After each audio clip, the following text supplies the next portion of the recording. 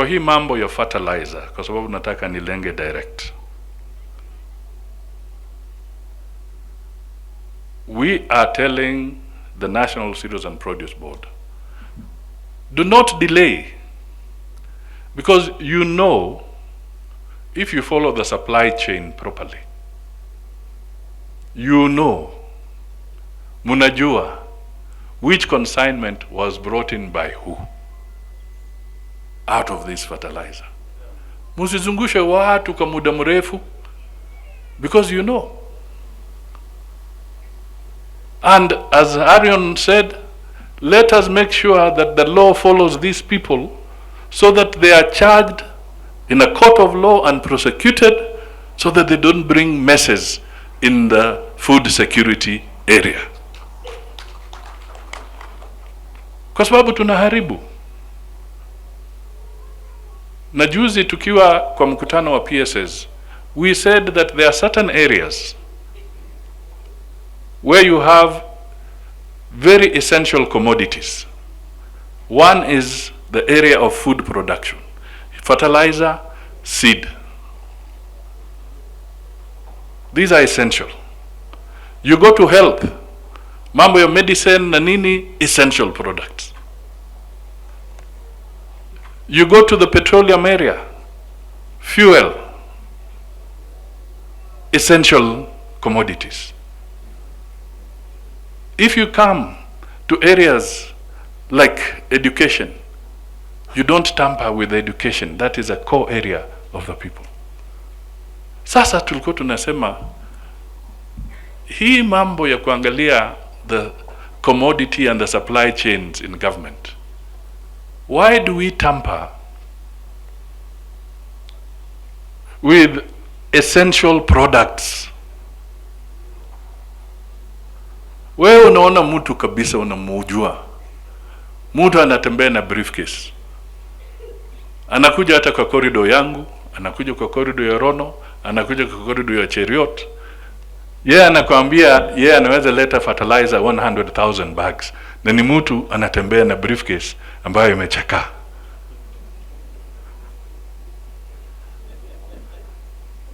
Alafu wewe unakubali kufanya biashara na huyo, na unajua kikamilifu kwamba huyu hawezi supply hiyo commodity, hana capacity, hawezi fungua LC kwa bank, hata ajui hii inatoka wapi. Alafu wewe unakubali, unampatia nafasi ati yeye ndio atasupply fertilizer. Unakubali ati yeye ndio atakuja kusupply edible oil, na wewe mwenyewe unajua huyu jamaa hawezi fungua LC kwa benki, hata ajulikani huko. So some of these things, as public officers, wale tuko pale, we must safeguard the president's interest, and the president's interest is the public of the Republic of Kenya, yule raia mdogo. Na hatusemi watu wasifanye biashara, watu wafanye biashara, but please do it with integrity and do it properly. Alafu lenga ile biashara ambayo wewe unaweza fanya, naenda kwa ile ambayo inakushinda, so that we can now ensure that the supply chains of essential commodities like fertilizer are not disrupted by unscrupulous traders trying to enter into a territory which they do not understand. Na hata sisi kwa siasa, kwa niliona ujuzi pahali pengine wanasema kuna mgogoro katika Kenya Kwanza kwa mambo ya vyama. I want to assure you that for as long as God gives me life, our job will be to strengthen the Kenya Kwanza administration of President William Ruto, and not to try and undermine it from within. So we shall do. Nagoi yuko hapa, Adagala yuko hapa, my friend of ANC mzee wetu hapa yuko hapa Mulo, I want to make it clear, and to other ANC supporters, although I may not be the official party leader today, but as a strong member of the ANC party, I must tell you, frankly, our conversation must be serious about how to strengthen the Kenya Kwanza administration and how to work very, very closely with the UDA, which is the principal party in the coalition, and to even engage in even deeper debates. Don't ask me which deeper debates. Hiyo nitawaambia baadaye. Earthquake ingine itakuja huko mbele. Ametutoa kwa shimo. Ametutoa kwa shimo. Mimi nilisimamia mambo ya kifedha, Ministry of Finance, kwa muda mrefu. Na nilikuwa naambia watu tukiingia kwa hii serikali iko maneno. And I said it very clearly, it will take us at least 2 to 3 years of fairly difficult challenges. Ndio sasa tuanze kuona maneno yakibadilika. Sasa nikizungumza hapa, si tulikuwa na mwaka mkali jana na ule mwingine kidogo, na sasa mnaanza kuona mambo inaanza kufanya namna gani? Is it within the time frame that I was predicting, or is it outside that time frame? It is within. Kwa sababu kupindua uchumi sio kazi rahisi, sio kahawa ya Nescafe ambayo unachukua kijiko kimoja na maji moto, unaweka, unakoroga mara moja, imekuwa tayari, inaanza haiwezekani. Hata murusiki inahitaji mpango. The good senator here is part of NADCO, and his colleague has also spoken to it. Sigei wa hapa wamezungumza kuhusu hiyo program ya NADCO. It's a serious program. The president is looking beyond what we have now. He's looking at the future. He's being futuristic. Anataka apate suluhu mapema kwa mambo mengi. So I thought that it is good for me to come and say these kind of things here, because sometimes he may not speak in his own home. Unasema saa zingine kujinyoa hapa nyuma ni shida, si ndio? So sometimes we also must speak for the president. And that is why I'm pleading with you, do not let him down. When he comes next, let him be the happiest man, so that he can bring the best out of himself and be able to serve you properly.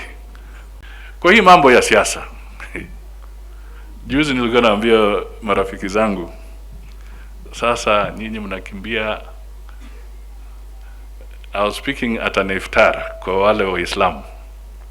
Nikamwambia ukweli wa mambo, kuna Ramadhan 3 kabla ya uchaguzi wa 2027. Na kwa Wakristo ukweli wa mambo, kuna Christmas 3 kabla ya uchaguzi ya 2027. Na Easter pia. Sasa wewe nini na kuchoma, unapanga maneno ambayo ina waste time, na iko Christmas 3 hapo katikati, na iko Ramadhan 3 hapo katikati. The election is not tomorrow.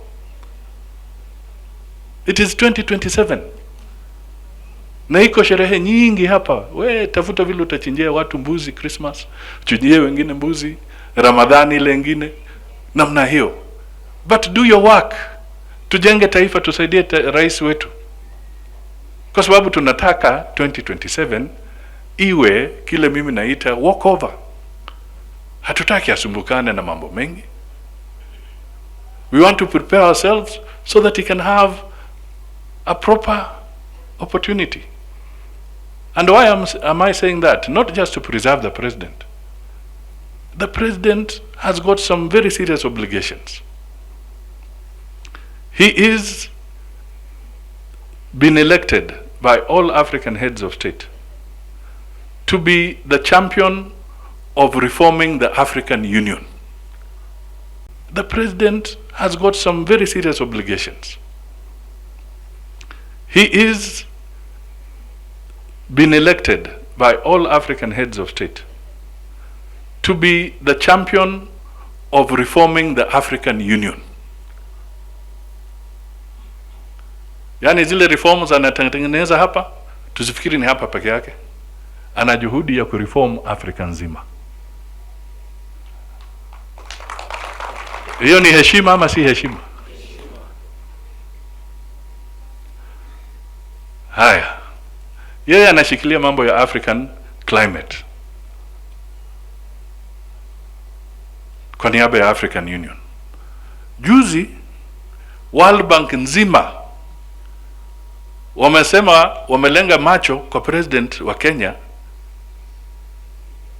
ili awe na kongamano tena kubwa mwisho wa April ya kuhakikisha kwamba anazungumzia architecture ya dunia nzima ya kifedha, ili nchi ambazo ziko na umaskini zipate nafasi ya kufaidika na kusaidika kutoka kwa pesa za ulimwengu. AIDA 21 replenishment. So ladies and gentlemen, these are very serious assignments that the president has over and above taking care of the people of Kenya. Kwa hivyo, we should now focus on helping him to make it easier for him to concentrate on all these assignments. Kwa hivyo, fitina ndogo za Kenya tuepukane nazo. So remember, there are 3 Ramadhans, there are 3 Easters, there are 3 Christmases before the election. I want to acknowledge the leadership that has spoken here. Davis Chirchir, waziri wetu wa energy. I also want to confirm to you that he's a solid performer. He's handling an essential sector, whether it is fuel, whether it is petroleum, whether it is gas. He's definitely handling an essential sector of our economy, and I want to say he's doing a good job because I can see it, I normally feel it, and he gives very good support to the government and the people of Kenya. Now, in all these things, there's something called parliament, where you have the Senate and you have the National Assembly. I also want to tell you, without blinking, that you have a very good thinker, a good brain, in this young man called Aaron Cheriot. He is solid. His ideas are good, futuristic, and he speaks very precisely. Hapa amezungumza kidogo, but I know when it's time, you want to listen to him because he speaks very thoughtfully in a measured way. And that goes for your other leaders. So why am I taking some time to dedicate some words of appreciation to your leaders? It's because you have been a strong pillar to the President of the Republic of Kenya. Those of us who live in Kenya but may be living in other counties, we have always looked at this region with a lot of admiration and respect.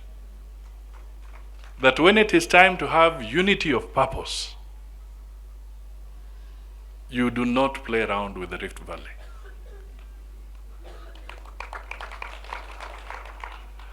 When it is time to say that this is it and we are united and we argue, we get shocked that sometimes you come from the farthest of the divide, but eventually you narrow down into one unified position.